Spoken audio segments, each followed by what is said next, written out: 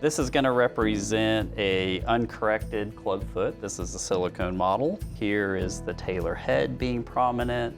And so one of the things that we try to do in clubfoot correction is where you try to reduce the tailor head. The other thing that you're going to see in this model is the cavus deformity, where the first metatarsal is plantar flexed in relationship to the calcaneus, and so that's the cavus component. So when we make a splint on this type of foot, we're trying to do two things. One, we're trying to lift up the first metatarsal like that, and two, we're trying to get the talus to reduce. And if we look at it from this perspective, that motion is as the foot derotates, your finger is pushing the tailor head in like that. And so while we make the splint, we're going to be pushing up on the first metatarsal this way, derotating it this way while applying a little pressure right there on the tailor head. So we're going to add 2 layers of stockinette just to, if this was a real infant, we would want to be protecting the skin from the heat of the plastic, and we want it to go up onto the thigh because as we pull the plastic up, it'll be touching back there.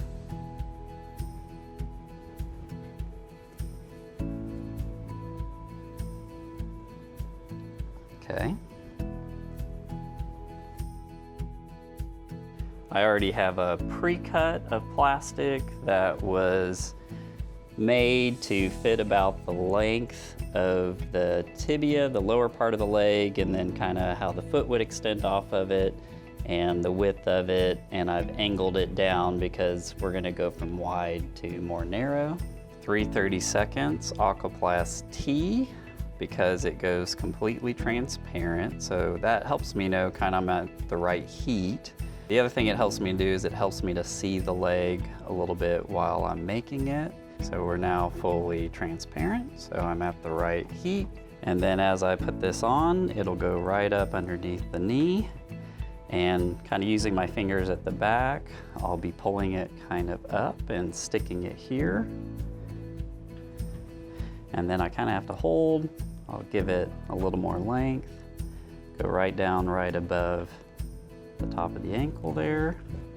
And then here I kind of have to bring it around, so now that it's even amount of plastic on each side, and I'll use my fingers to kind of guide the plastic, give it a little stretch. To do that, I'll just finish off pinching this stuff up here, and then now it's fully encapsulated.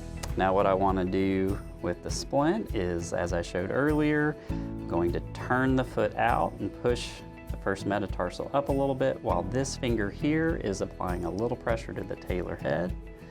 And I'll kind of mold back here around the heel to make sure the heel is captured really well. And you can see this Aquaplast T allows me to actually kind of mold and move my hands on it. I can even do some of that cavus kind of stretch like we show in some of the exercises. And then once the plastic is kind of holding the way I want it, then I just got to wait for it to cool down. The plastic is starting to get more solid now, holding the position on its own. And then I'll start separating it a little bit. And then where I can't get it to just come off, I'll take one of the socks and kind of pull it up, and I'll cut down, and then voila, I'll pull it off. If it's a little overstretched, I can kind of push it back on, and I have a nice mold of the foot there. Okay, now I will pull the sock out and I'll start trimming. While the plastic is still cooling off, I can just use, again, regular scissors. So I start laterally, right here where the little toe is. I'm gonna flare that so it's completely flat, because this is kind of like an inversion blocking splint. I want them to evert, so I don't want any kind of wall that's gonna get in the way of that. And then I can just trim that.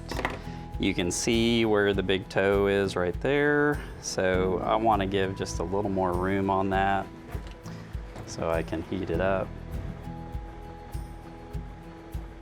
And then once it gets clear again, I can kind of stretch this out just a little bit. I do want to leave the medial wall much thicker.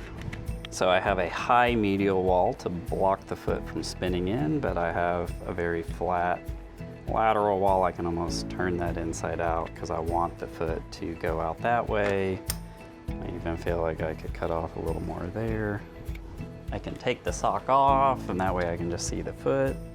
We can stretch this part really wide so it's easy to go on. Show families to do that. And our foot looks pretty good there. And I will mark the toes. I even have more space there I could take off.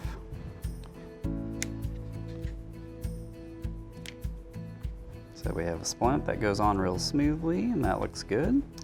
Now to get the strap to hold on well so the baby doesn't wriggle out of this, we usually make a little hole here for the ankle strap to go around, so that way the ankle strap is really able to get real tight on there. This can be a pretty big hole.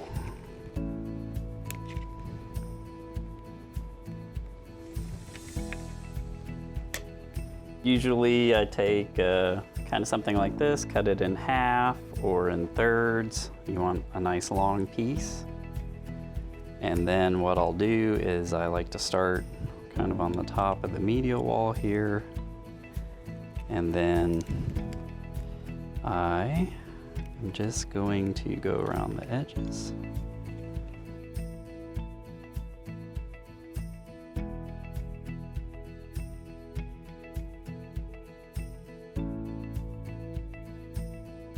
And then just kind of make sure all the edges are covered. And now all the edges are lined, that looks good. Now we just need a little Velcro.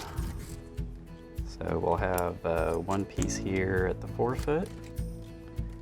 We're gonna have one piece here for the ankle strap. And what I'll do with this is I will cut a big triangle in it with leaving just the top intact.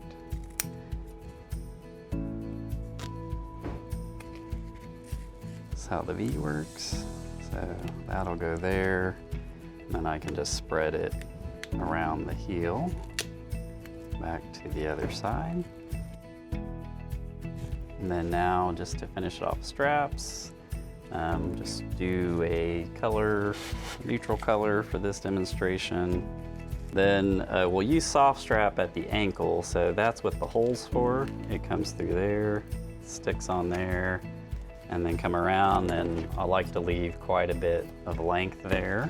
We can use one of those stockinettes back so we can have a sock.